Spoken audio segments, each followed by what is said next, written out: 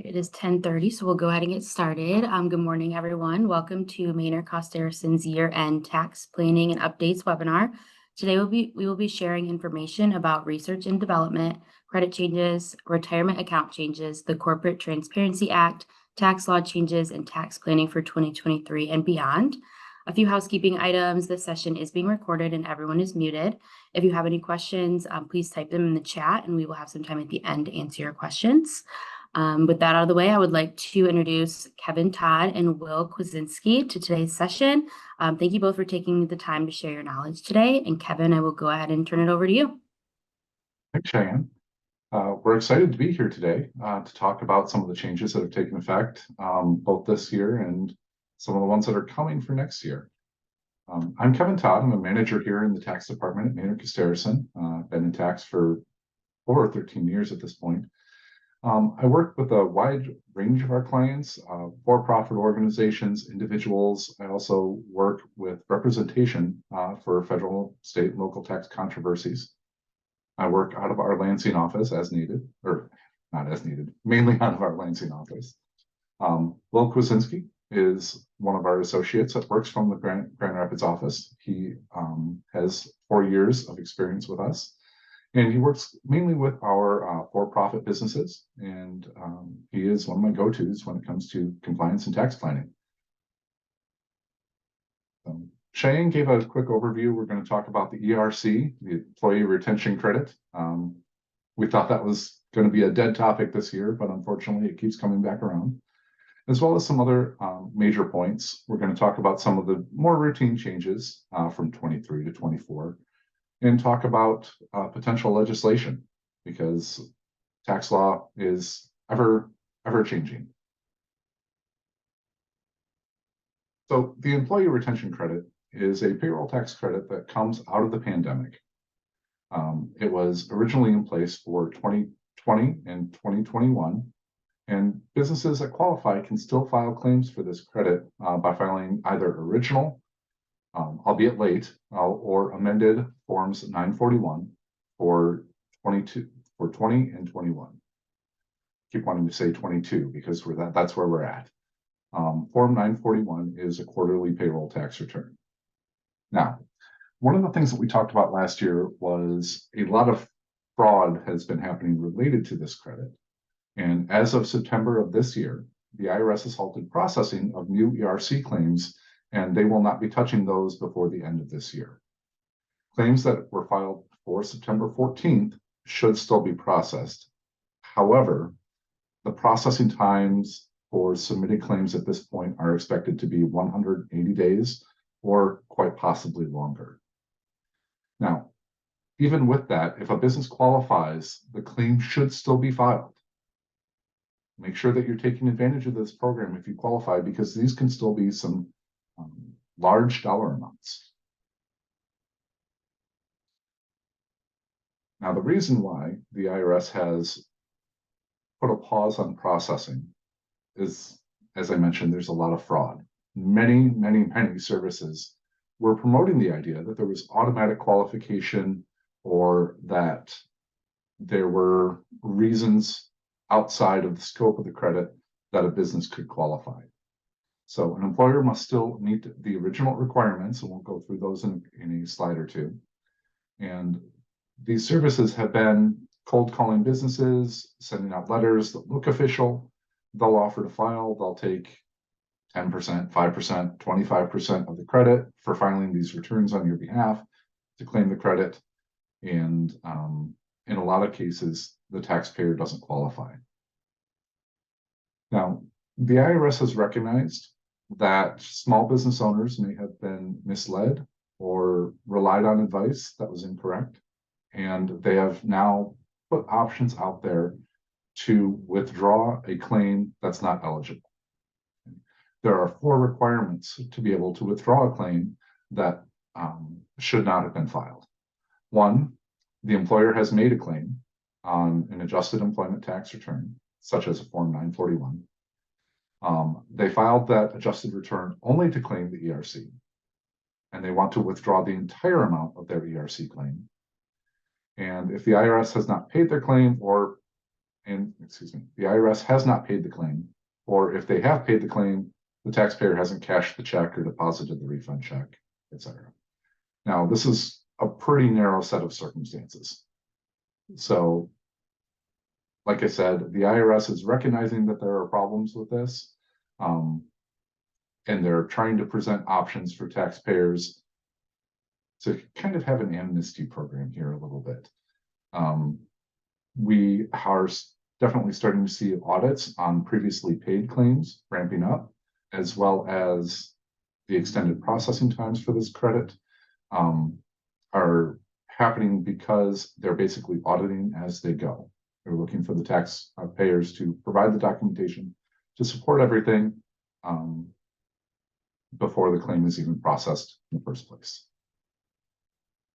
Really quick, we've talked about this for the last couple of years. In 2020, there was a 50% credit for qualifying wages to $10,000 per employee.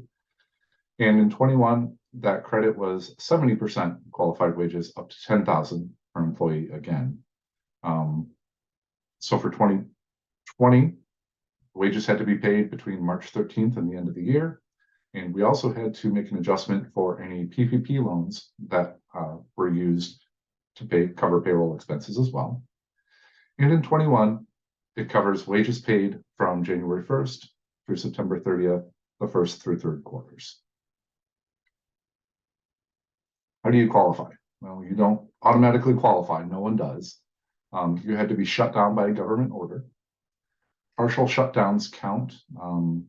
Remember back in the day, everything was closed, drive-through was open, pickup was available. That definitely had an effect on restaurants. For 2020, there was a rule that there was an additional criteria that gross receipts had to drop by 50% compared to the same calendar quarter in 2019. In 21, that test was dropping by 20% compared to the same calendar quarter in 2019. And once gross receipts exceeded 80% compared to the same calendar quarter in 2019, the business no longer qualified. Now, there's a lot of ins and outs with that. And like I said, we've been talking about this for the last couple of years. If you have questions, feel free to reach out to us after this webinar, and we can go through these things more specifically. Very recently, the IRS Chief Counsel's Office, their legal department, essentially, issued a memo that indicates that the IRS does not consider OSHA communications regarding COVID-19 mitigation to be government orders. So, for example, OSHA was putting out communications involving social distancing, additional cleaning, that definitely had an impact on businesses. But as far as the IRS interpretation of the law for this credit goes, they do not consider those recommendations to be government orders like we would get from the county or the state. How do you claim the credit? Again, if you've waited this long to file your 2020 and 21 941s, you would claim it there, or you would amend your 941 for the relevant quarters that you filed for. For 2020 claims, the deadline is April 15th of 24. And for 21 claims, the deadline is April 15th of 25. So we still have some time in there. If you have questions, reach out to us. We're happy to help. One of the confusing parts at the beginning of this is whether or not the credit was taxable. Short answer is yes. The IRS position under the Internal Revenue Code is that you have to amend your business tax return and offset the wage expense in the year that you took the credit. So if you have 21 wages that you took a credit for that have now been paid, you're supposed to go back and amend your 21 tax return. This has some downstream impacts with qualified business income deductions and related calculations. So it's best to definitely take a look at that and see what your requirements are and how they impact the shareholders, the partners, everyone involved. So our accounting department has a year-end planning year-end payroll planning webinar similar to this one, focused on payroll. That's coming on December 7th. Look for an invitation early next week from our marketing department about that. You'll receive an invite. If you're signed up for this webinar, you will receive an invitation for the payroll planning webinar as well.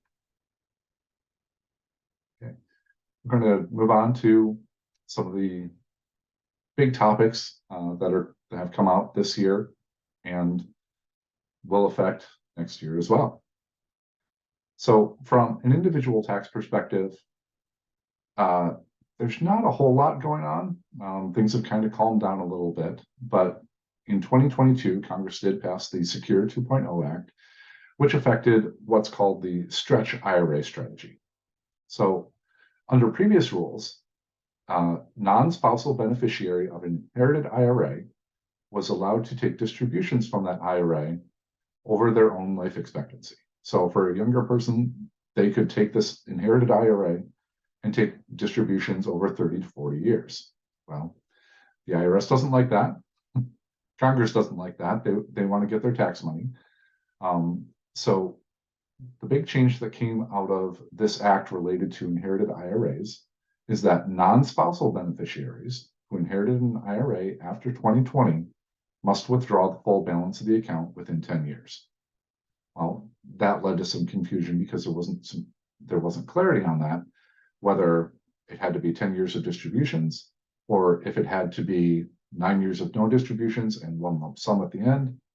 So the IRS has clarified that in a notice that starting with calendar year 24, annual withdrawals must be made to non-spousal beneficiaries. So if you haven't been taking withdrawals for 21, 22, 23, that's okay, but they have to start in 24. Now, I just want to point out, I've been mentioning non-spousal beneficiaries. So a spouse that inherits an IRA from their deceased spouse can still stretch the distributions out over their own life expectancy. One of the biggest things that we've gotten questions on this year is the Corporate Transparency Act of 21. There is now a new requirement for pretty much every business in the United States to report information about their ownership to the US Treasury. So within the Treasury, we have multiple bureaus, divisions, and the IRS is just one of those. Also within the US Treasury, we deal with what's called FinCEN, the Financial Crimes Enforcement Network. Now, they are completely separate from the IRS. Some of you may have experience with FinCEN reporting through what we call the Foreign Bank Account Report, Form 114, where you report balances of your foreign bank accounts. So FinCEN will now be administering this beneficial ownership information reporting as well. So the reports will be due in a staggered format. So they will begin accepting reports on January 1st of 24. And any company that is required to report, which like I said is most of them, any companies that are created or registered to do business in the US before January 1st, 24 will have until January 1st of 25 to file their initial report. So if you're already in business now, you don't have to file until 25. Any companies that are created or registered to do business in the United States on or after January 1st of 24 will then have 30 days from creation to file their annual report. These reports must be filed electronically on the FinCEN website. And I want to stress this is not a tax form, but because it's related to the Treasury, we get a lot of questions about this. I tend to describe it a little bit as our state annual reports that you file for your LLC, for your corporation, just a little bit more information, and they're going to the federal government versus the state government. So there are 23 exemptions for reporting, but these are mainly regulated, financial related entities or agencies and tax exempt agencies or entities. For example, nonprofits or specifically tax exempt organizations under 501c, and so on. If you have questions about where you fall in that exception list, again, reach out. We're happy to talk through it with you. So the report can have information on up to 3 different things: the company, the so-called beneficial owners, and the company applicants. Okay. Again, this is very basic information. The company, they're going to be looking for your legal names, your trade names such as DBAs, your address of your your address in the U.S., whether this is for a U.S.-based company, your office, your factory location, what have you. If you're a foreign company, they're looking for your office of registration in the U.S. They're looking for the jurisdiction of your formation or registration. So if you're a Michigan LLC, Michigan is your jurisdiction. If you are a foreign company that's registered to do business in California, California will be the jurisdiction of your registration. They're also looking for your tax ID number, which for a U.S. business would be your employer identification number, EIN, or if you are a foreign business, there are several other requirements that would be used there, mainly foreign tax IDs, things like that. We'll also report information about the beneficial owners. Beneficial owners are basically someone that either directly or indirectly owns the company. There's, again, a lot more to it than that, but that's the short and sweet version for today. And a company applicant is someone who may not necessarily be an owner, but has taken on responsibility of filing this form on behalf of the company. So this could be an employee of the organization. This could be an attorney, accountant, or someone else that you designate that has this authority to file on your behalf. So for each of those beneficial owners and the company applicants, the report will be looking for name, date of birth, your residential address, an image from an identification document, such as a U.S. driver's license or passport, and the document number.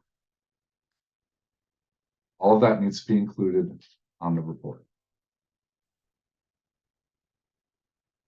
Any information that has been previously reported that was incorrect or needs to be updated, those changes have to be submitted within 30 days of the change. There is a 90-day window to correct errors on previous submissions. Because this is related to FinCEN, there are, of course, penalties, and they talk about willful failure. Now, everybody makes mistakes. The government recognizes that. You're not going to go to jail because you misspelled someone's name on the form or anything like that. But willful failure means that you are aware there's a problem, you're choosing not to fix it, you have an intent to present incorrect information, and so on. There can be civil penalties of up to $500 per day, or in very egregious situations, criminal penalties, which include imprisonment for up to 2 years and a fine of up to $10,000. Now, why is the government doing this? So the government has been spending a lot of time over the last 30 to 40 years trying to understand better how businesses and cash are working within and without the United States. One of the things that this is trying to focus on is making sure that the government understands sources of capital that are coming into businesses and how those funds are flowing.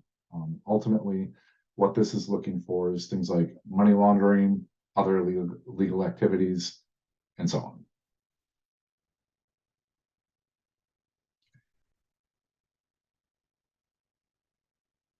Last year, we talked about Form 1099-K. So many of you have probably already seen this in your businesses.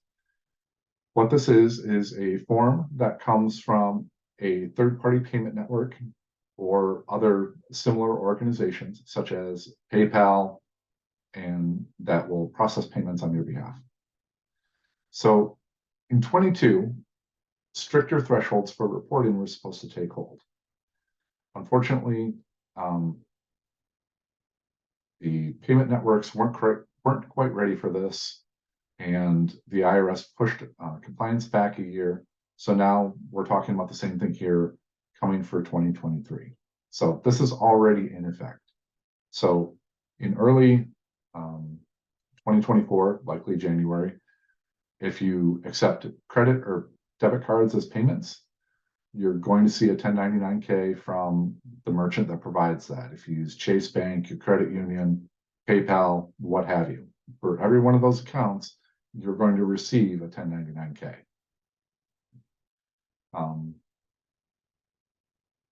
What does this mean? So what this form reports is it gives you a monthly breakdown, number of transactions that show what that third party processed, what the merchant provider processed. It does not show your taxable income. I want to emphasize that, and I can't emphasize it enough. A 1099-K does not show taxable income. It shows purchases or sales that were processed through that provider. It doesn't show things like refunds. It doesn't break out the fact that out of your $100,000 of transactions, you charge sales tax of $6,000 on those. It just shows purchases and sales. Okay, so make sure if you have questions that you discuss that with your tax return preparer. And we should, in theory, be able to reconcile a 1099-K, take out sales tax, take out refunds and things like that to come to taxable income. But my experience has been that's not always the case because of the way some of these companies do reporting. So again, definitely have this discussion with your tax return preparer and get a better understanding of what this form looks like and means for your business, because this is something that's not going to go away. One of the great examples that we talk about this year is ticket sales. So you managed to score a couple of extra Taylor Swift tickets, and well, turns out your friends couldn't go for whatever reason. So you turn around, you sell them on StubHub or something like that. You made some money. So StubHub is, or whatever merchant processor they use, is going to send you a 1099-K. That's why you had to input your social security number and things like that. I know that there were a lot of questions about that as that was happening. So those are potentially taxable transactions, as gains from the sales of the tickets. Again, have that conversation with your tax preparer. But a lot of people are going to see this form for the first time this year and may not know exactly what this means, but have that conversation. Well, I'll hand it over to you. Sorry. Jumping to general 1099 reminders, we're looking at next year for our due dates.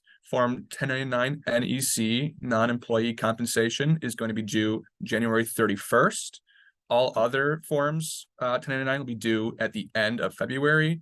If you file electronically, that pushes back to the end of March, 1st of April. As a reminder for 1099 NEC thresholds, it's required for each person that's not an employee paid at least $600 during the year. This does include payments for parts, materials. It doesn't have to be specifically services. Includes payments to attorneys.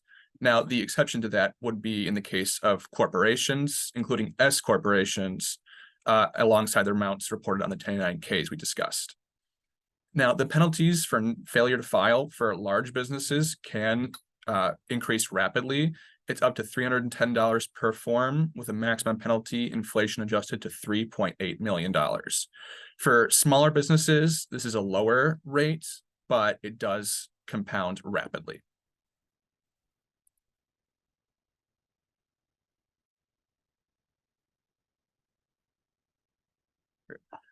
Looking at research and experimentation expenditures, this is something that changed significantly in 2022 with the Tax Cuts and Jobs Act. Up until last year, you could expense the full amount of R&E expenses in the year they were incurred. Starting with 2022, this is no longer the case. So domestic R&E expenditures have to be capitalized and amortized over 5 years, but if they're foreign specific, it's 15 years. Now, in the long run, this evens out, but for 2022 and the following years, there's a noticeable tax benefit loss. When you coordinate with the R&D credits, the excess credit can be used to reduce the amount you capitalize.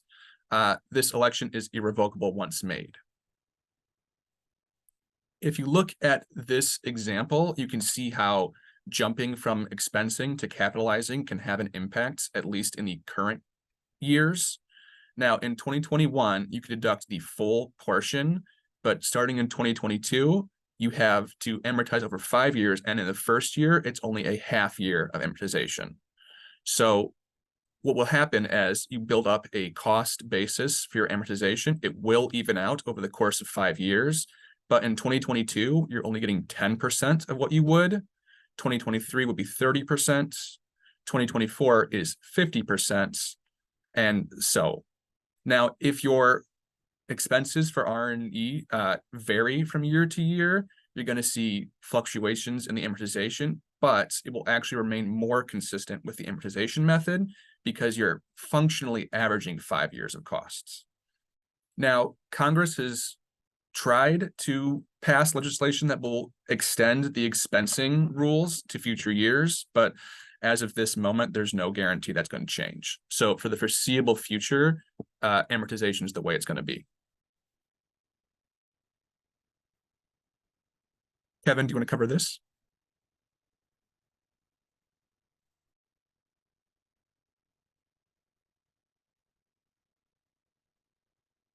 Sorry, I lost my mouse there for a second. All right. So as Will mentioned, we are still dealing with changes related to the Tax Cuts and Jobs Act, which was passed in 2017. One of the big things that we talked about last week in an estate planning webinar was planning for estates, gifts, and other succession planning. We covered a lot of this in a lot more detail in that webinar that's available out on our YouTube channel, I believe, at this point. But right now, the exemption for gift and estate tax for an individual is just under $13 million for 2023. With the plan to sunset the expiration of the Tax Cuts and Jobs Act in 2025, we expect this to drop down to right around $6 million. And you need to know that that's coming. You want to make sure that there is a plan to address that if you're going to be affected by it. And a lot of people may be. So even if someone passes, your spouse passes, for example, and they currently don't have $13 million of assets, there can be some good reasons to still file an estate tax return to move what's left of that exemption over to a surviving spouse. Again, we go into this in a lot more detail in the estate planning webinar, and our high net worth team, including myself, are happy to have a discussion with you about this in detail if you have questions about it. For gifts, you're allowed to give $17,000 annually per donor, per recipient, without filing a gift tax return in most cases, and that's expected to increase to $18,000 for next year. Okay. Anything over that utilizes part of that $13 million exemption, and there are sometimes better ways of transferring cash and transferring assets without just using cash. So again, talk with your tax planner to make sure that you're doing things in the most tax efficient way possible. So we've talked about this a little bit last year, and we want to make sure that everyone is thinking ahead. So we have millions of baby boomers that are retiring annually, and that number continues to accelerate every year. We saw the impact of COVID-19, unfortunately, we lost a lot of people, and some of that was a surprise in a business or in a way that wasn't planned for. We want to make sure that we're available and to help you plan, because the best transitions that are successful are planned ahead. So we want to make sure that with your business, you have things like buy-sell agreements in place, a written plan, backups for different tasks, so that if someone is unexpectedly ill or something else happens, your business can continue uninterrupted. So situations do change frequently and a lot of times without notice. So just because you have a plan doesn't mean that you don't need to revisit the plan. In the estate planning webinar, we talked about how a couple may have a couple of young children and they say, you know what, we need to take care of this. They put a trust together, they do the planning, but then that plan sits for 40 years. So just like a family situation, a business needs to make sure that that's a living document as well, because things change both within the business environment, within the industry, as well as within the business itself. So think about who your trusted advisors are in a case like this. You want to make sure that your accountant, your attorney, and your financial advisor are all in the loop on what your plans, your thoughts are. And sometimes there can be situations where the best legal advice is not the most tax efficient advice. So there need to be discussions about how that fits into your long-term goals. Is the legal plan the best fit? Is the tax plan the best fit? Is there a hybrid of the two that can come into play to make sure that the end result is what you're trying to achieve? So make sure that you have your trusted advisors and keep them in the loop on anything that's going on.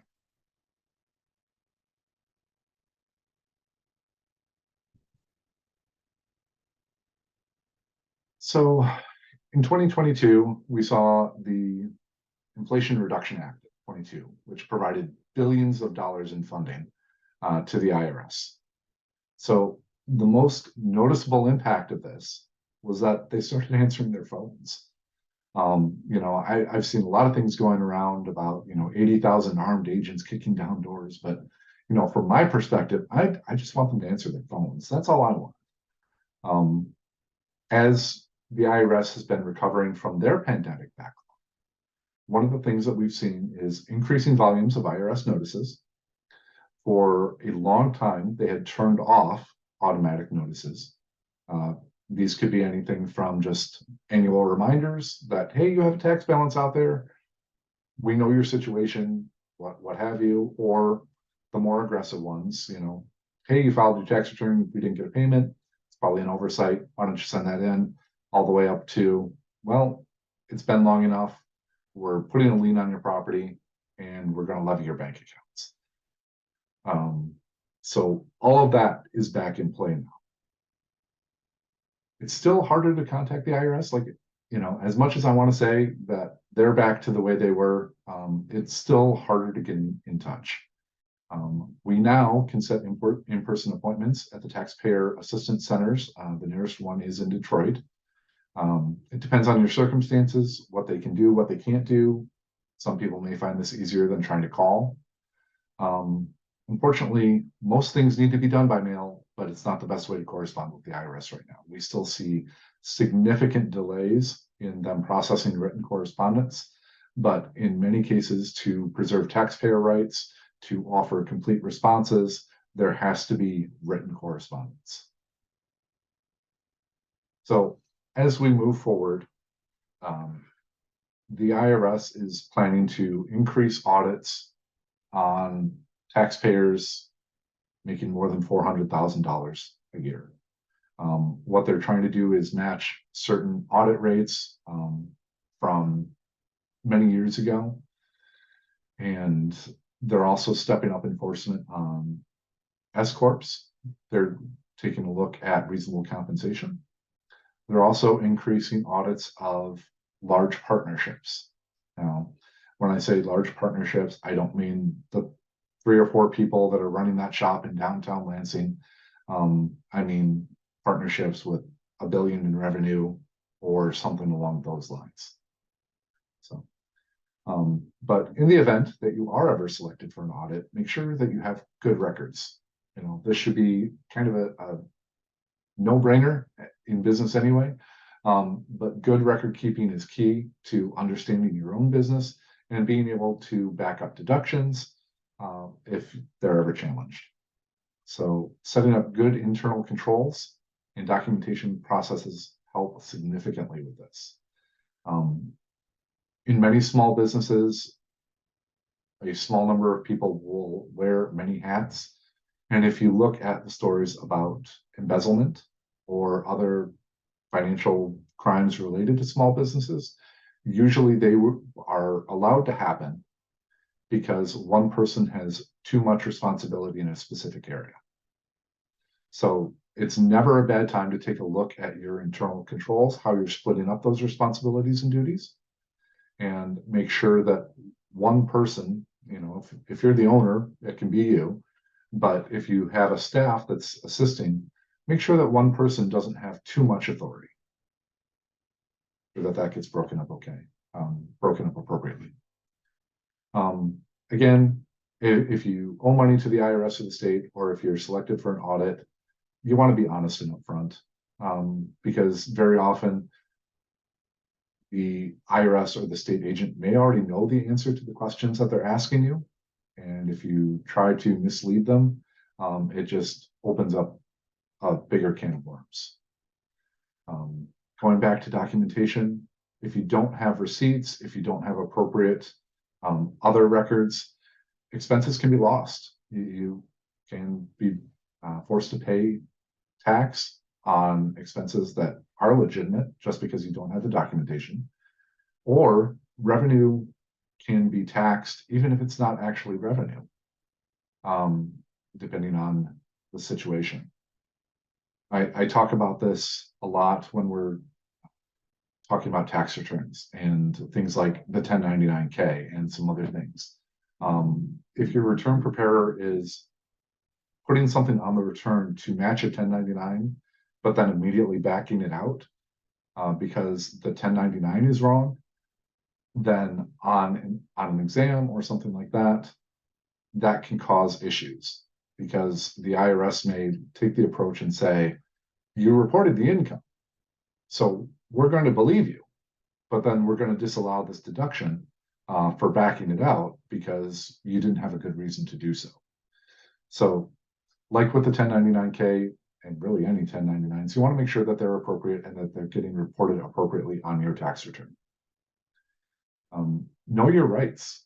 If you're working with the IRS and things aren't going well, there are always managers for the agents and officers that you're working with. And above that front line is the Independent Office of Appeals. So if you are not getting satisfaction with what you're trying to do, there is always within the IRS a step to appeal. We're going to move on to 23 and 24 tax planning. Will? Yep. So what we know approaching this next year are some general changes. Looking at the meals deduction, this was 100% for eligible restaurants in 2021 and 2022 as a COVID provision. For 2023 and moving forward, it's back to 50% for all meals. The bigger change is bonus depreciation. Now, that is entering its phase-out window. Starting with 2023, bonus depreciation is limited to 80% of an asset's basis. This will scale down to 60% in 2024 and 20% further each year until it's 0. Section 179 has got another inflation adjustment. With inflation numbers being as high as they are, it's seen a pretty sizable increase from 1.08 million to 1.16 million. Now, as a reminder, this deduction also has a phase out, but it's by spending. At 2.89 million, we enter a dollar by dollar phase out range for the deduction, which means at about 4 million, your deduction is limited to 0 for 179. And as always, it's worth watching for out-of-state adjustments with this. Net operating losses changed as well. Now, these previously were allowed at 100%, but starting with 2021 and further, they must be carried forward and deducted at 80% limits of taxable income. Now, they do carry forward indefinitely as compared to the old 20-year rule, so you're less at risk of losing them, but they're not as effective as they were. And then finally, for the Tax Cut and Job Act changes, the method of accounting, cash is allowed up to 29 million in gross receipts. Now that 29 million is calculated by taking the average gross receipts of the past 3 years. So even if you go above in the current year, you still have the 1 year of filing before you need to make a change to the accrual method.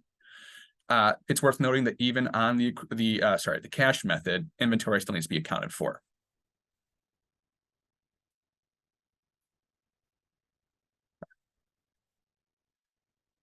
Looking at the 163J business interest expense limitations, this is in effect for 2022 and beyond. It has been in effect previously, but for 2018 through 2021, you could add back depreciation expense. What this allowed you to do was basically take bonus and 179 without limiting your interest. Now with 2022 returns and further, you can no longer add this back. So interest will be limited to 30% of your adjusted taxable income. That's basically taxable income, adding financial income as well. Disallowed interest can be carried forward and used in future years, but you will be limited to the 30% regardless. So on a year-by-year basis, you can only take up to the 30%. There are limited exceptions to this rule. There are small business exemptions, and certain real estate entities can opt out. That does come with other consequences when it comes to depreciation, but it's worth considering if you are eligible. C corporations have charitable contribution limits of 10% for 2023. The excess can be carried over, but it's limited before taxable income calculations. Looking at the tax brackets for 2023, we've seen another large increase thanks to inflation. Looking at single and married filing separately, the standard deduction is now 14,600, which is up 750. Married filing jointly is 29,200. The marginal rate tables on the side here, I won't go through each one, but they've increased on average between 5 and 10% per category. The earned income credit has also increased up to a maximum of $7,430. And the AMT exemption and flexible spending accounts alongside the lifetime learning credit has not seen a change this year.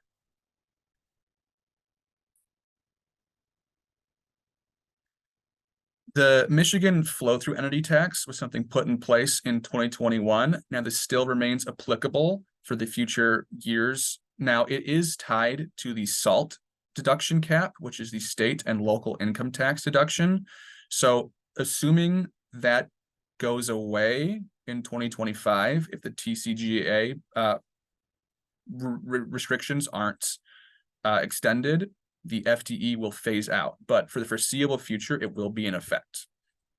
Now, this is applicable for partnerships and S corporations in Michigan and can be made via an election. Now, the election is as simple as making an FTE payment, and once made, it does apply for the following 2 years as well. So if you've made a payment in 2021 or 2022, you're already elected in for the current year. This allows flow-through entities to upfront the state tax on their end and reduce the amount of state tax that the individuals or other entity members will end up paying on their own returns. This is beneficial to offset some of the 10K limits and push it to the actual entity itself for a better deduction. Now, something to be aware of is that Michigan has had some difficulties with the implementation of the FTE tax. We have seen a lot of notices being issued. If the benefit for FTE is great for your entity, it's worth doing, absolutely. But if it's a small benefit, it may not be worth the administrative burden that comes along with it.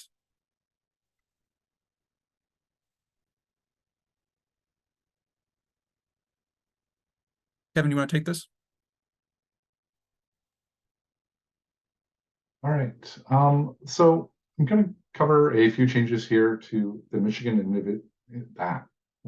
individual income tax that have come to play in the summer.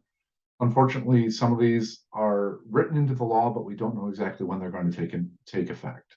So the income tax rate for 2023 is 4.05% compared to 4.25%. Michigan had a large budget surplus as a result of pandemic funding and things like that. And as a result of a law that's on the books, that triggered an automatic reduction in the state income tax. Now, this is a small change. This amounts to $200 on $100,000 of income. There's no need to change withholding. Many payroll providers did not even change the withholding tables because the effect is minuscule. The rate will increase back to 4.25% starting for January 1st, 2024. Over the summer, excuse me, Michigan passed Public Act 4 of 23. There were a couple of big changes related to this. So the Michigan Earned Income Credit was previously calculated as 6% of the federal earned income credit on your federal 1040. That has been expanded up to 30% of that federal credit now. The maximum credit for 23 on the Michigan side has increased to $2,080.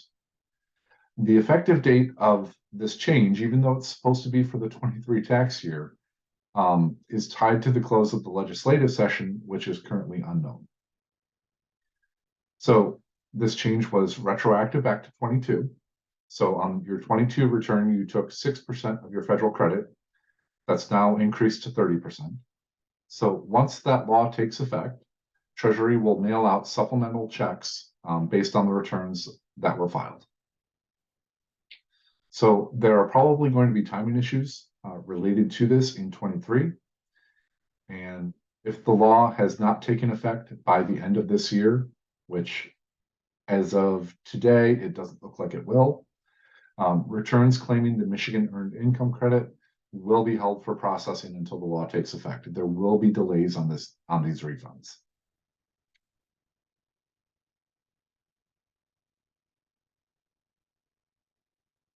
Public Act 4 also made significant changes to the way retirement income is taxed in Michigan.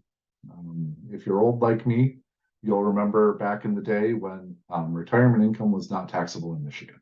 There were changes made to that as a result of raising this, lowering that. We had to make up revenue somewhere, where there was a phase-in of a tiered structure where older taxpayers still weren't paying, or they weren't paying as much as younger taxpayers. So Public Act 4 offers more options now, beginning with tax year 23. Again, the effective date is still unknown as of this morning, and returns that claim a retirement and pension benefit subtraction will be held for processing until that law takes effect. So what are the options that are out here? So option 1, a tiered structure. It's the same as it has been for the last few years. It's the same as 22. Option 2, there is a specific full deduction for qualified fire, police, and corrections retirees. To qualify, you have to have been a public police or fire department employee, state police trooper or sergeant, or a corrections officer that's employed by a county sheriff in a county facility that houses adult prisoners. Option 3, there is a phase-in subtraction. This is just a general broad subtraction of 20% in 23, 50, 75, up to 100% in 2026. And there are age limitations attached to those for the first 3 years.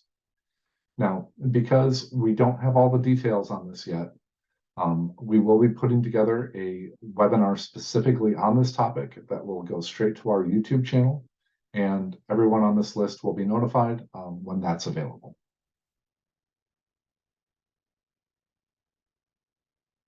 We had changes made to Michigan sales tax. There has been a lot of discussion, a lot of back and forth about this in exams the last few years, really. But Michigan has now determined that installation and delivery charges related to purchases can be non-taxable under specific conditions. This is effective April 26th of this year. Now, I got excited when I heard about this, because if you think about your consumers or DTE bill, a lot of what's on there is delivery charges, right? Unfortunately, it doesn't apply to utilities. So for this to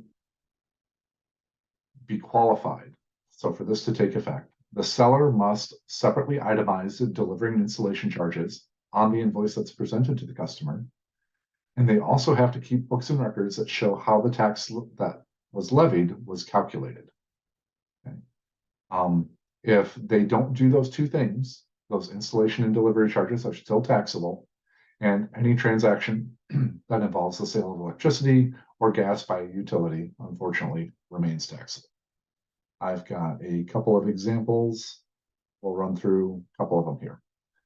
So your Michigan company, this is from the seller's perspective now. Your Michigan company sells a refrigerator for $3,000. You also provide delivery and installation for a $150 fee for delivery and a $100 installation fee. Now, if the seller breaks things out on the invoice, like so, you see here, they're only charging sales tax on that $3,000. For the refrigerator, they're not charging tax on the delivery and installation charge. For this to happen, the seller has to keep records that break out the sale of the refrigerator as well as the individual charges. As long as they break those up on their end as well, these charges are exempt from tax.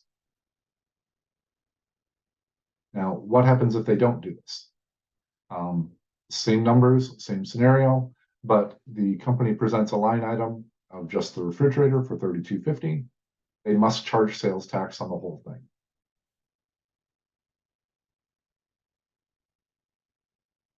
Now, what happens if somebody says, hey, you know what, I can cut you a deal. We're going to charge you less for the refrigerator. We're going to charge you more for the delivery charge.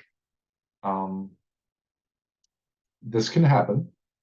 And the math works out like so. Refrigerators, $2,000, delivery and installation charges are $625 each. They're charging sales tax on $2,000. All of this is legit as long as their accounting records reflect this. Now, in this example, the seller's accounting records just reflect the $32.50, the total of the $2,000, the $625, and the $625 as income for the sale. So in this case, because the books and records don't match the invoice, all of this is still taxable, and the seller then needs to pay an additional amount back to the Treasury for sales tax they should have collected. The last change to Michigan really quick. Michigan has a form 4642. This is a voluntary contribution schedule. I don't see this very often in my practice, but what this form does is it allows taxpayers to add tax to their return, essentially, in the form of a donation that goes to about a half dozen different charities. There's a veterans group, animal rescue, and so on. For 2023, you may be asked an unusual question. Do you want to add yourself to the Michigan Organ Donor Registry? Starting in 23 with a new act that was passed by the state legislature, taxpayers basically just by checking a box on this form can now do that. So I know that we ask a lot of sometimes invasive questions when we're preparing tax returns, and sometimes questions that may not make a lot of sense. But this is why we're asking this one this year.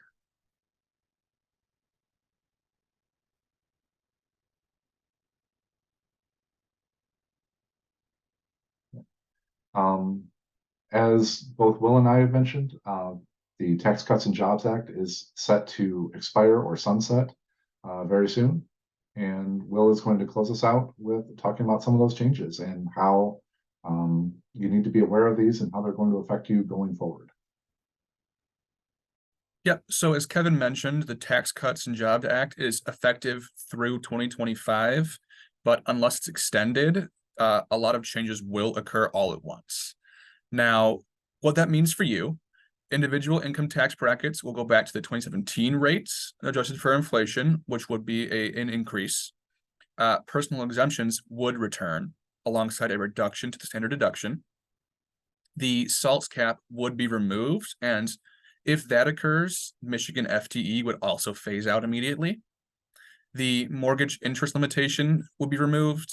The charitable contribution limits would decrease back to the previous rates.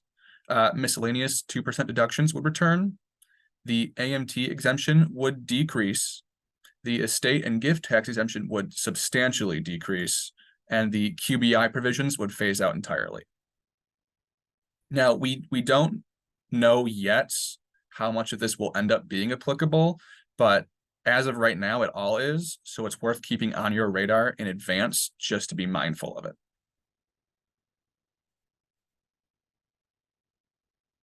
Anything to add, Kevin? No, other than make sure you're talking with your tax preparer now. Unfortunately, our crystal balls are just as good as yours, so we can't really see into the future. But relying on Congress to change tax law, we have found generally doesn't happen.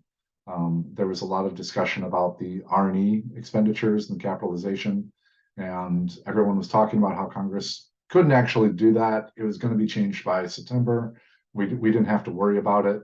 Well, it's November, it hasn't changed, and Congress has, a lot bigger fish to fry right now. So we're losing confidence that things will change. Now, we are coming into a major election in 2024. So there can be some significant tax changes related to that, of course, and also after. So we don't know what that's going to look like. All we can do is plan for the existing law as it is and deal with any changes as they come. But like with the estate planning, have a plan for what this is going to look like, what this is going to look like for you, and also be prepared for changes, unfortunately, but we don't know what those are going to look like yet. So Will and I are available for questions. After the webinar, we have, I think, a few in chat here that we'll get to shortly. Our email addresses are up here on the screen, as well as the office number. Feel free to shoot us an email, give us a call. And then I believe Cheyenne will wrap us up and let you know that this is going to be available as a recording shortly. But I think we're ready for questions. Okay, let me just read the questions from the chat. So the first question was, can we find out if our application is under review or in the paused file? Okay, I'm assuming that relates to ERTC. So basically, as long as it was submitted before September 14th, it is in the pile to be worked. It is not going to be in that pause file yet. All right, and then the second question was, I think FinCen, FINCEN, will be annual filing correct? Question mark.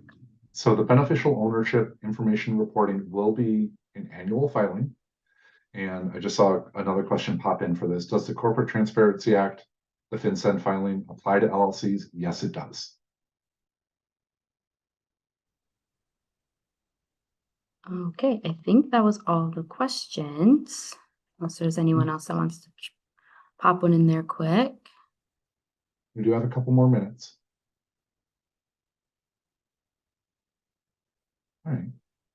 So we hope you've enjoyed this today. We hope it's been informative. I know that we rehashed a little bit of things that we've talked about the last couple of years, but they're still unexpectedly still relevant in a couple of cases. Thank you. All right. Yes, thank you everyone for joining us today, and thank you Kevin and Will both for presenting. Tomorrow on Friday, November 10th, we will be emailing out a recording of this presentation and including the slide decks. Kevin and Will's contact information will also be in the email. If you have any additional questions, please feel free to reach out to them. And also on Monday, we will be sending out information about our upcoming year-end payroll planning webinar. That's going to be on Thursday, December 7th from 10 to 11 a.m. So register for that. And yeah, thank you all, and we hope you have a great rest of your day.